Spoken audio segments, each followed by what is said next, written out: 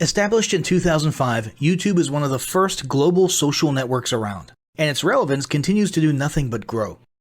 The video content posted, viewed, and shared on YouTube can be watched on desktops, laptops, notebooks, smartphones, and now smart TVs, any time of day or night.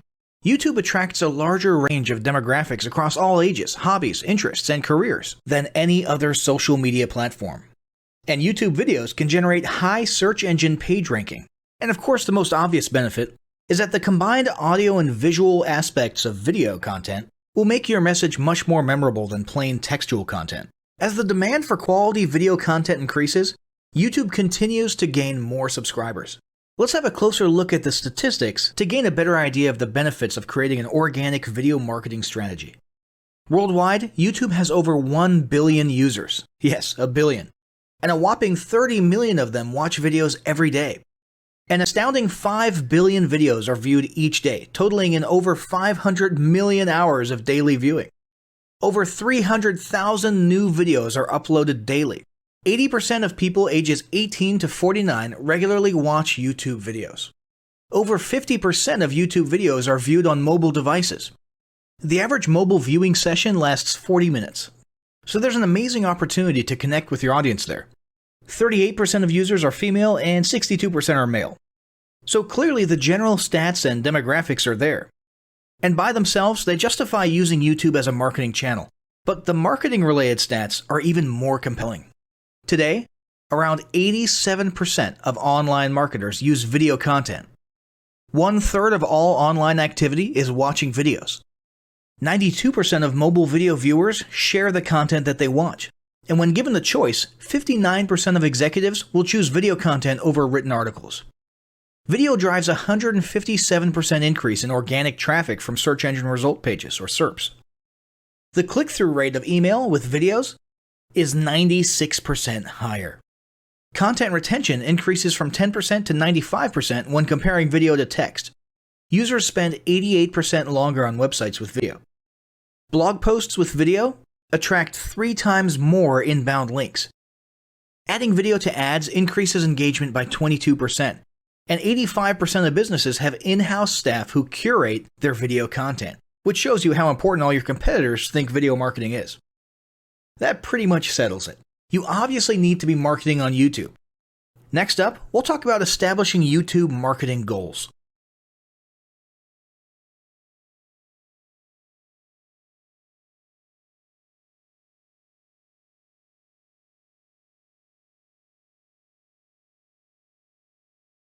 Establishing marketing goals is critical to the success of your YouTube marketing. Countless entrepreneurs and businesses have set up a YouTube presence, made a few posts, and then let it sit untouched for months or even years. This is usually due to a lack or an absence of goals. So, before you even begin establishing any sort of YouTube presence or strategy, you need to establish clear marketing goals. Your goals should be specific, measurable, and attainable.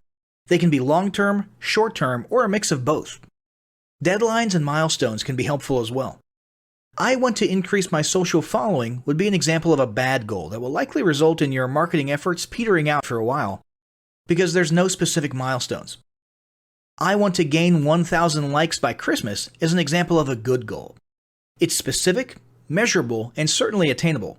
Below are some examples of the various goal categories you might be interested in. First up, there's traffic to websites. And here we're talking about sales, leads, or just content marketing. Probably one of the most popular goals of YouTube marketing is to funnel your YouTube traffic back to your own web properties. After all, most businesses don't do business on YouTube per se. You're leveraging YouTube to obtain traffic and convert that YouTube traffic into brand followers, leads, prospects, and customers. So maybe your goal is to get people to a landing page with a free offer where they can subscribe to your list and become a lead. Maybe they're being sent to a sales page or an e-commerce store. Maybe you just want to do some content marketing, so you send them to your blog. Whatever the case, the end goal for a lot of businesses will likely be bringing YouTube traffic away from YouTube and over to their own web properties. Next up, there's social following, which we like to call YouTube as autoresponder. In this goal category, your aim is to build a large number of followers, and the reason we also refer to this as YouTube as autoresponder is because the main sought-after benefit here is to increase the number of people who will see your uploads in their feeds. In this sense, your YouTube posts become similar to sending out email broadcasts via your autoresponder. If you grow a large enough community, this can be very beneficial, and if your content is engaging enough to get a lot of traction in the form of likes, comments, subscribes, and shares, you can significantly increase the range of your organic reach into people's feeds. Next, there's passive presence. Some businesses might have purely passive goals. Simply being present and discoverable inside of YouTube is a benefit that has wider appeal and greater utility than you may think. In many cases, a company's YouTube presence might supersede or at least augment what was once the role of a blog, assuming most of your content can be conveyed in the form of videos or attached to videos.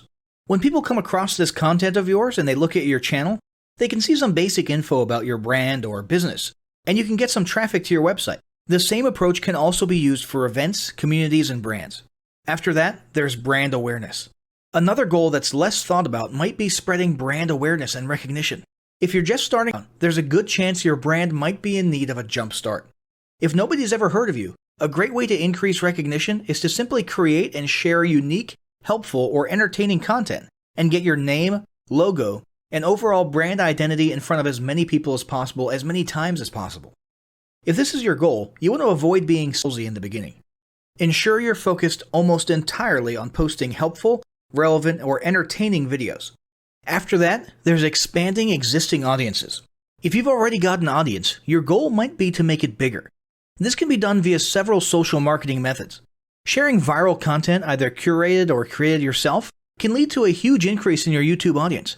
Although creating your own viral content like that can be great, if you don't have the time or means to do so, you can simply leverage existing content that's already been proven to be viral by curating or resharing it with your own comments or angle added to it.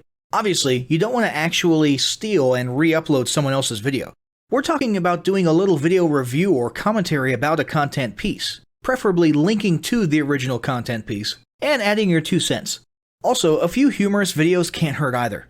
Other ways to expand existing audiences can include contests, sweepstakes, and gamification. Assuming your offers or prizes are compelling enough, incentivized sharing, liking, and subscribing can be very effective. Just ensure your methods are permitted by YouTube's terms of service. Enhancing or repairing public relations. Do you want to set your company apart in the public eye? Do you want to associate your brand with feelings of goodwill and community involvement? Was your business recently involved in a controversial incident that requires damage control? It doesn't take a humiliating public catastrophe to make PR enhancement a good idea. This is a goal that any business can engage in. Non-sales related campaigns can include videos that foster positive values and goodwill, or even involvement in social movements, or noble causes. On the social movement side of things, be careful not to alienate half your prospects, though. Did your business recently donate to a charity? Build a school in a third world country? Serve food at a local pantry? These are all great things to post about. If not, then they don't necessarily need to be about things that you and your business participated in specifically. They can be content about general things, like a heartwarming video about helping the poor or caring for the elderly. Special holidays like Christmas, Thanksgiving, or Mother's Day also present opportunities to leverage emotions, foster goodwill, and enhance your PR. Next, there's market research. A hugely beneficial goal of YouTube marketing is market research. If you're just starting your business or going down a new path, YouTube can be an excellent place to learn more about your audience and your market. This can be done in a structured way with things like mentioning surveys and questionnaires at the end of your videos and linking to them in the description, or in a less structured way by simply engaging with your audience, commenting, asking questions, and so on. Also, lurking or conversing in YouTube channels or the comments of videos related to your industry can teach you a ton about what your customers want and who they are. Beyond that, you can monitor your competitors' accounts and posts to see what their customers like and what they're complaining about, so you can adjust your business accordingly. Creating your own channel, posting, and engaging in it is another great way to get a constant stream of market and audience data flowing into your business. Ultimately, your goal should be to come up with 1 or 2 ideal customer avatars that you can then base your marketing and product development on. All of the goals you've learned about in this section require some sort of presence on YouTube. Getting that presence started is what we're going to talk about next.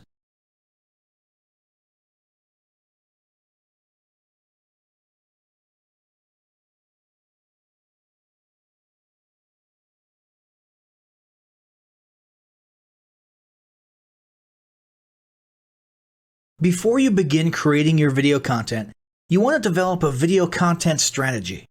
Avoid the common temptation to just post about your products and services, and consider how you can create relevant video playlists which will meet a wide range of your target audience's needs. Yes, this can include sales, but it's time to think outside the box. Posting just a handful of relevant and high-quality videos is always better than posting a high volume of useless videos. Any combination of the ideas below can be used as inspiration for content your customers will engage with. First up, start with your FAQ. An excellent place to begin is take a look at your customers' most frequently asked questions. This can include industry questions and product questions alike.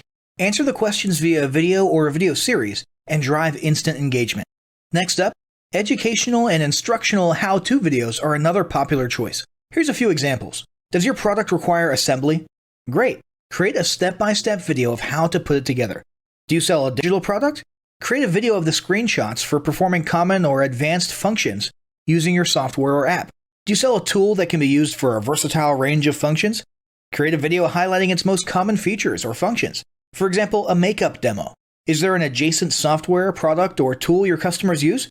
Create a video on how to integrate it with your product.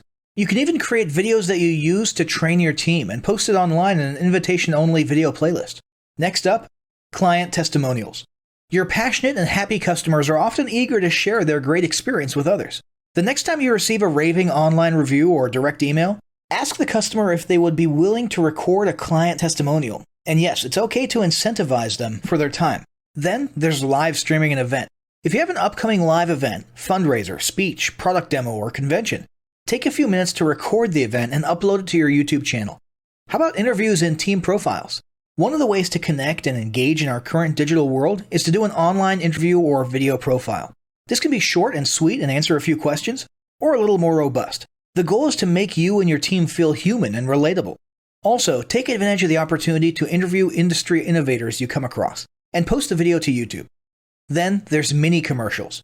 Most small or mid-sized businesses don't have the budget to produce and place a TV commercial for local or nationwide placement, which makes YouTube videos the ideal alternative.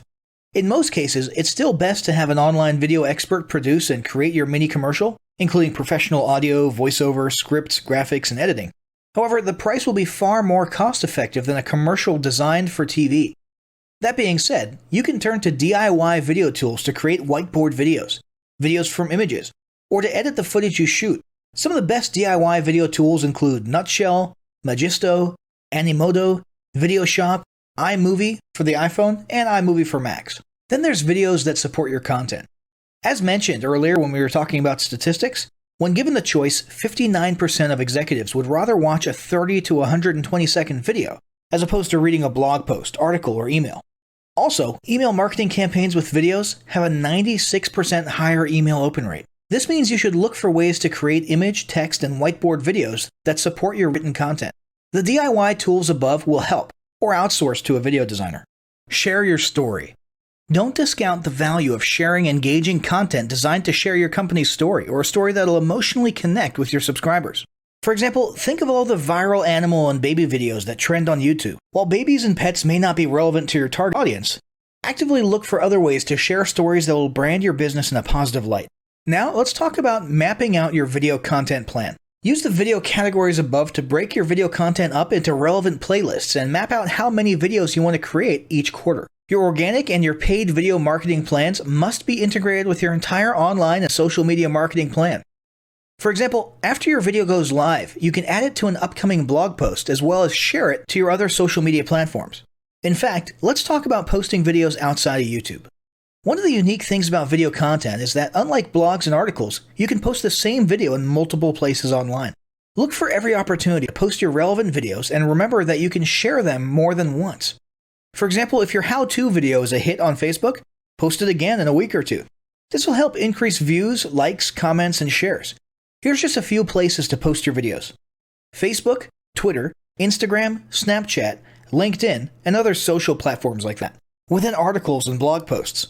Within relevant paid ads. Upload to relevant email marketing campaigns. Add to one-off relevant emails. Add to your newsletter. To relevant website pages. To the video section of your website. Even if you have the option to add a video independently from the source file and not just from YouTube, upload the YouTube link.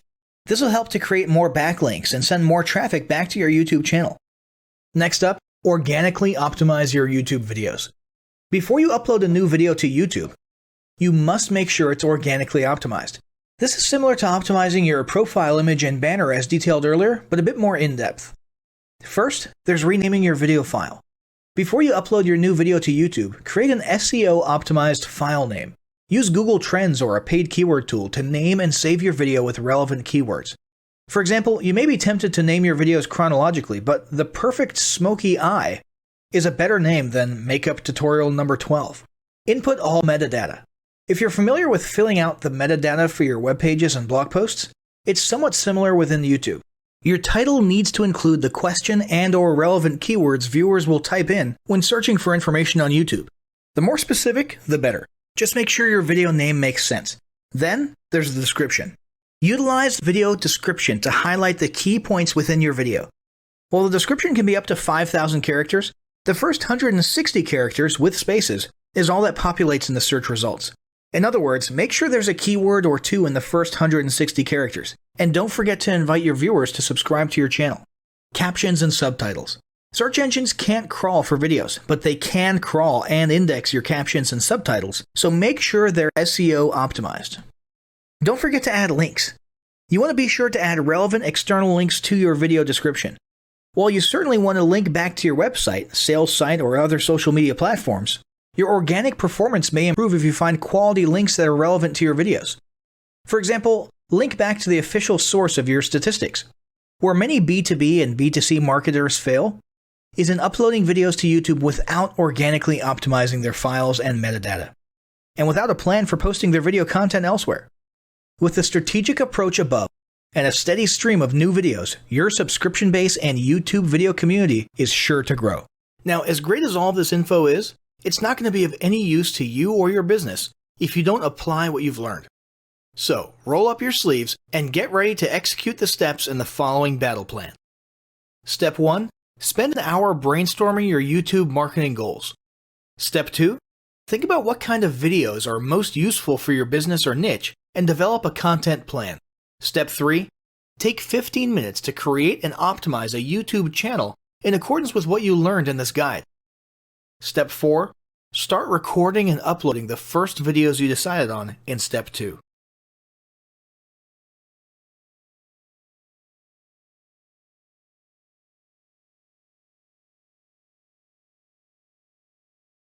Alright guys, I'm going to give you a quick tutorial on how to rebrand these Viking PLR packs if you so choose.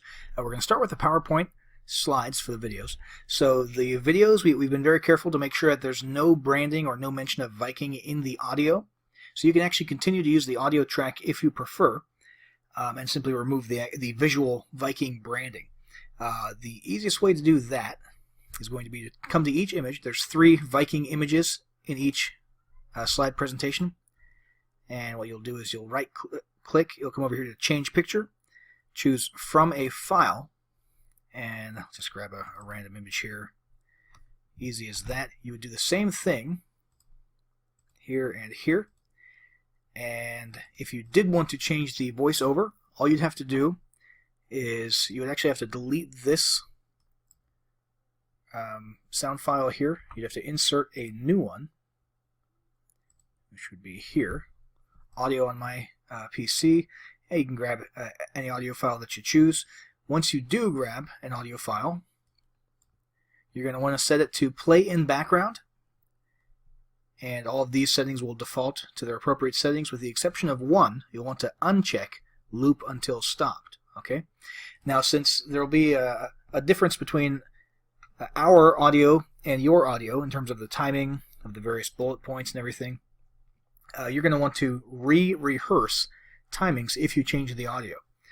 Same thing goes for if you add bullets or any other content to the slideshow. So what you'll want to do is come up here to slideshow, and you'll click rehearse timings, and this is basically what you'll do. You'll just click through as though you're going through an entire PowerPoint presentation. I'm on a 4K monitor, that's why the let me go ahead and turn this off.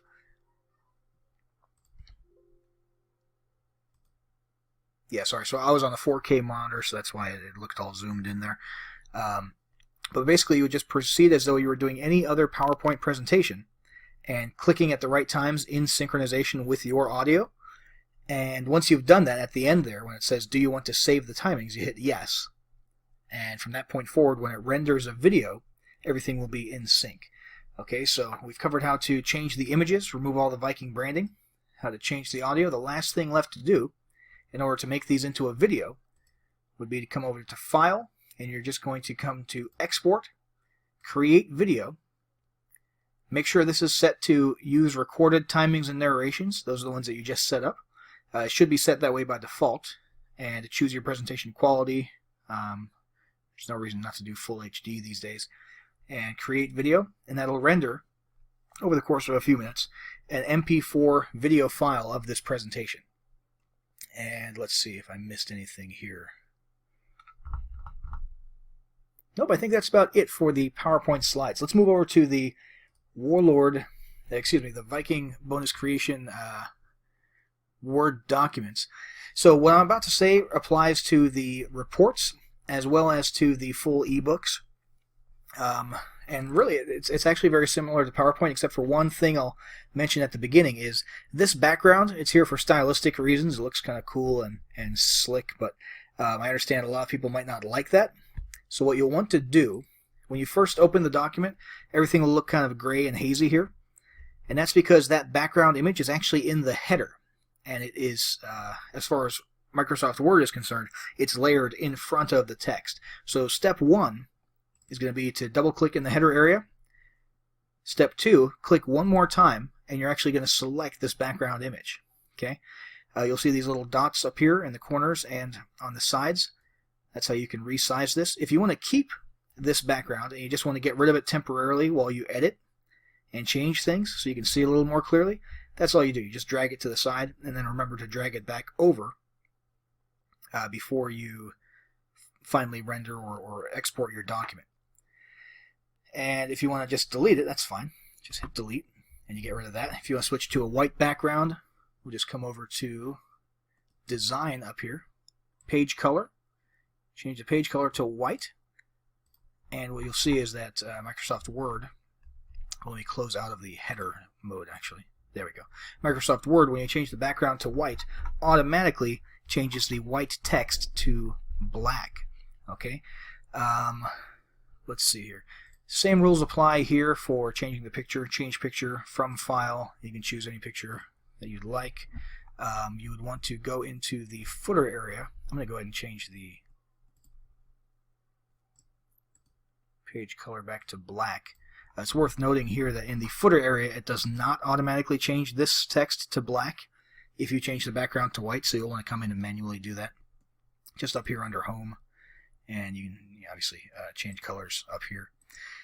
And you're going to want to come in here, obviously remove the Viking branding from this, replace this image, and look for any other references. There shouldn't be any other references to Viking branding with the exception of down here inside of the reports where it actually recommends that your customers or your leads grab the ebook inside of each of the reports. But you can always just do Control F and look for the word Viking, see if there's any other Viking branding that we missed. We made sure not to include any in the actual body of the document in the case of the ebooks. And that is about it for the Word documents, guys. I just want to reiterate, when you distribute this to your audience, it needs to be in PDF format. So you're going to come up here to File, and you're going to save as Adobe PDF. Simple as that. Same thing goes for the PowerPoints. You can only distribute the video files once you export it as an MP4. You cannot distribute the actual presentation slides themselves. Again, unless you upgraded and got the master transferable PLR rights, in which case you can sell PLR rights to these.